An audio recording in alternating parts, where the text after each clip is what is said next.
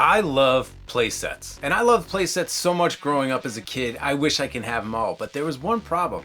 They were just too big. But what if you could take some of those playsets and shrink them down and then carry it around in your pocket? And that's what we're going to talk about on this episode, are some of the best micro or mini playsets.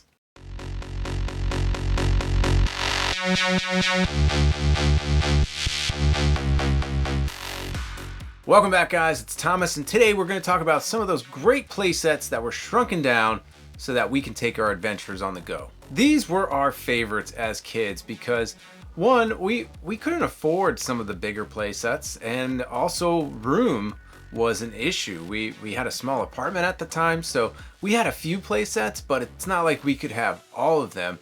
And that really wasn't until certain toy lines started to come out where they shrunk things down and made things a little more accessible. So we had a lot of miniature playsets. That's what we're going to explore today because there's some awesome ones. Some you probably remember, some you might have forgotten about. We are looking at 11 awesome micro or miniature playsets. Probably the one that started it all for the micro obsession has to be Galoob's Micro Machines. The Micro Machines started all the way back in '87 and had a run with Galoob until '98. Hasbro did eventually take it over, but there were so many different things you can do with Micro Machines, which put it at the top of one of our favorites. Now, one of the first micro playsets that I ever remember getting that you can actually slip into your pocket, and when you're ready to play with it, you open it up and there's a scene inside, were the Micro Machines Travel City. These made up a whole bunch of different scenes. There was a bridge, there was a city dump, a hospital, and they even had a suburban house. And while these were really cool and innovative and you can fold it up, put it in your pocket, play with it anytime you want,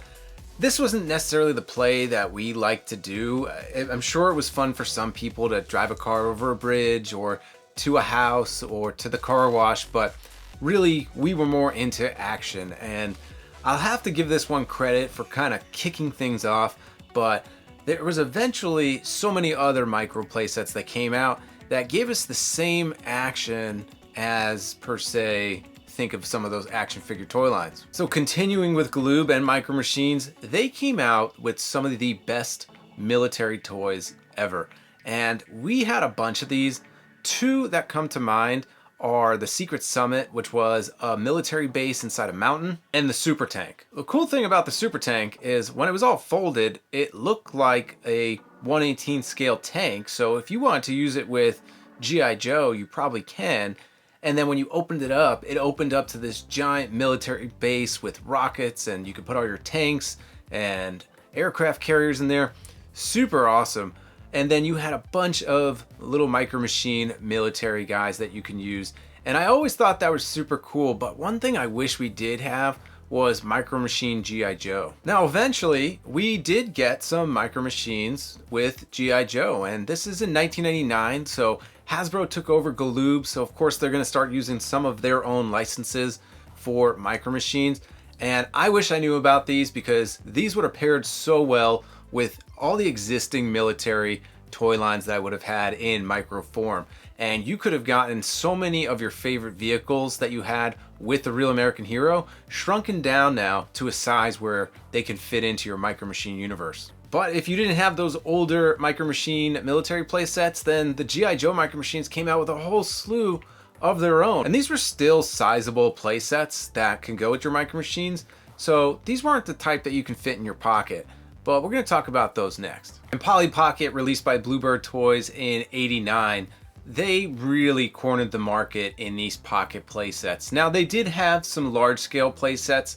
I specifically remember one looked like a giant makeup box, but they even got in on some licensed merchandise. They did a giant Agrabah playset from Disney's Aladdin, but where Polly Pocket really shined, and I would say caused a trend, was with their pocket playsets. I remember cousins having these, and they were always super appealing to me. They had bright pastel colors. They looked like candy, but they really kind of mimicked a makeup compact. When you opened them up, there'd be various different scenes inside. It could be inside Polly Pocket's house, it could be a pet store, but there was just so much play that you had and different characters, so that was fun. But we have to talk about Polly Pocket because I think without Polly Pocket, we wouldn't get some of those awesome action micro playsets that we're going to talk about. We know Polly Pocket inspired one of my favorites, and that is Mighty Max. Mighty Max were in the same vein as Polly Pocket, except these were sci-fi, horror, or adventure themed. Each of these playsets was known as a Doom Zone. One of my favorites was the Dragon Doom Zone, but we had ones that were with dinosaurs or Frankenstein's Lab and an underwater sea base. Super cool. And then they did make larger scale playsets. Dragon Island and Skullmaster playsets were more ones that you could put on your table, not necessarily your pocket. But probably the crown jewel of all Mighty Max playsets was Skull Mountain. This was a giant micro volcano. We didn't have this, a cousin did. I remember going to his house and always wanting to play with it. Mighty Max is such a great toy line, so many different adventures, and you can fit it all in your pocket. And like I said, Polly Pocket started the trend. Then we had Mighty Max. What else did we have? Micro Machines or Bluebird Toys, they didn't really own the market on shrinking existing franchises down and turning it into a pocket playset. So lots of other companies got on it. One of them was Toy Biz. Marvel and X-Men at the time were probably bigger than ever, and one of my favorite micro playsets goes to the Pocket Comics. These seemed a little cheaper made, but we didn't care as a kid. These things were awesome. It pretty much looked like a comic book from the outside. It had famous comic book covers on it, and when you opened it up, it was a scene. It was probably inside the Danger Room. I remember one of them had the Blackbird, which was awesome, and then you had little figurines of all the X-Men and different villains, which was super cool. While some of the Mighty Max designs got a little bulkier, these pocket comics were true to their name. You can actually fit them in your pocket. So these were great to travel with as a kid. You had full characters, vehicles, and playset all in your pocket. This next one is fun because there's two different companies doing almost the same thing at the same exact time, and that is for Mighty Morphin Power Rangers. We had Galoob making their own version of Power Ranger Micro Machines, and then Bandai was making their own version of pocket playsets. What was really cool about what Bandai was doing is that all of their playsets from the outside look like each of the Rangers' morphers. You got the standard 5, red, black, yellow, blue, and pink. But then you also got the White Ranger, and these opened up to various scenes. Now, I wasn't really a fan of the figurines that came with the Bandai version, but we did have a lot of the Micro Machine Mighty Morphin Power Rangers, and I preferred those. And in that, we got a whole slew of villains, heroes. We got all the Rangers in their outfits, but we also got them in their civilian clothes. And then we got all of the Zords. And that was where I think the Micro Machine Power Rangers kind of blew the Bandai version away, because not only would you get the Zords, you get larger size versions of the villains, and then even smaller size. So if you wanted the smaller ones to fight your miniature characters, you could. And Galoob started all this with Micro Machines, right? But then they're watching all these other toy companies take licensed product and shrink them down. They wanted in on the action. So luckily, they got Star Wars. And Power of the Force 2 is one of my favorite lines because of how deep they went.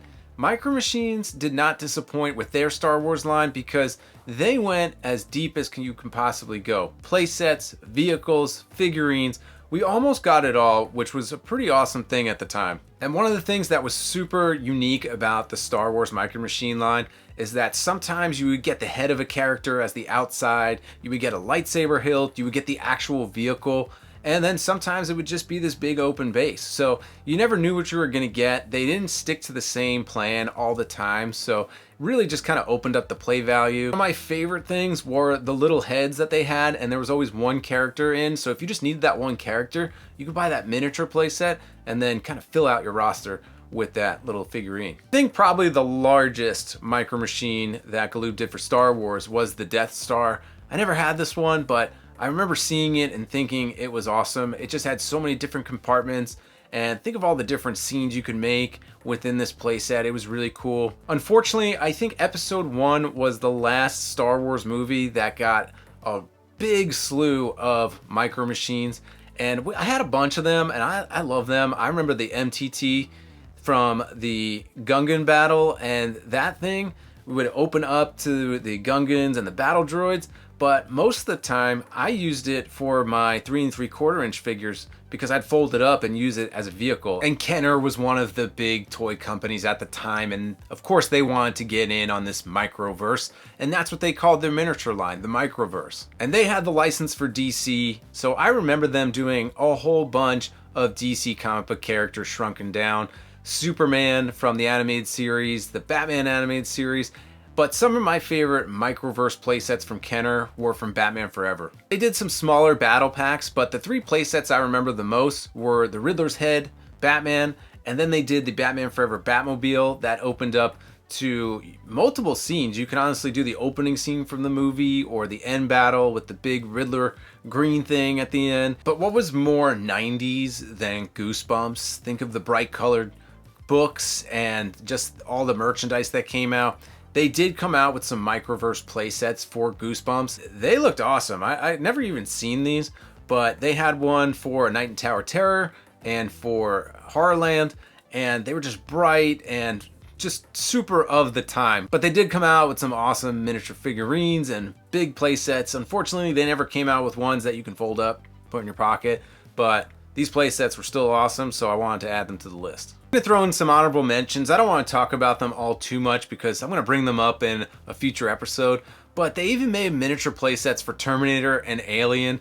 These things were wild. They made the actual Terminator with a vac metal head that you can open up to a playset, and then they made the Xenomorph that opened up to scenes from the first movie. So I'll definitely cover those in the future, but I wanted to give them a shout out. And of all the micro playsets, the one that's going to be my favorite, of course, I'm a huge Ninja Turtle fan. We got to put the Mini Mutants at the top of this micro list. These came out in '94 by Playmates, and I feel like we were collecting other toy lines. We might have just been getting over Turtles, but then these miniature playsets came out, and then we were right back in. And they went pretty deep with these mini playsets too. Not only did you just get original Turtles, so you got the actual baby Turtles that opened up to different playsets, you had the sewer layer, you had the Technodrome, but then they even went to some of their sidelines like sports and military.